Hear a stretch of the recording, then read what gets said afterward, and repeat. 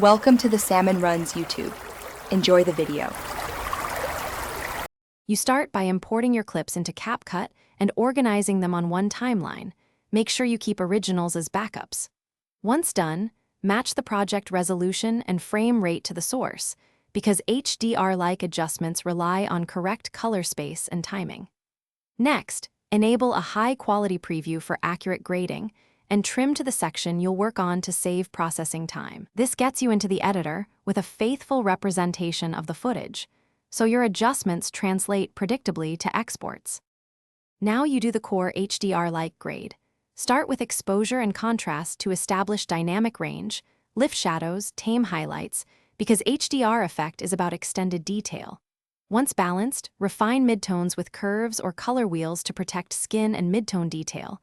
This prevents blown highlights. Then add saturation and vibrance sparingly to avoid clipping.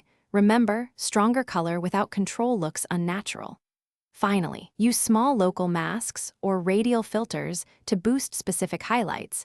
To finish, apply gentle sharpening and noise reduction because clarity sells HDR, but preview at full size to catch halos and grain. Once satisfied, export using the highest bitrate and, if available, a 10-bit color option. Pick a codec that preserves color depth to keep your graded highlights intact.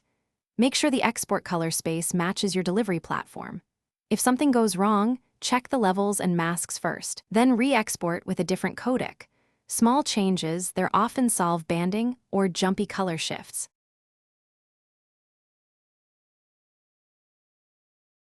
Thanks for watching. Consider subscribing if we helped you.